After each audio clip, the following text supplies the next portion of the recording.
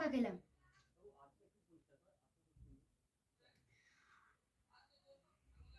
আজ তো তোর জন্যই আমি বকা খেলাম।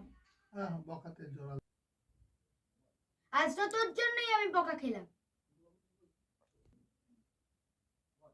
আজ তো তোর জন্যই আমি বকা খেলাম। আমার খুব রাগ হচ্ছে।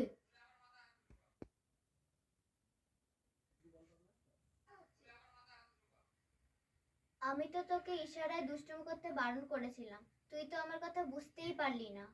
ওরে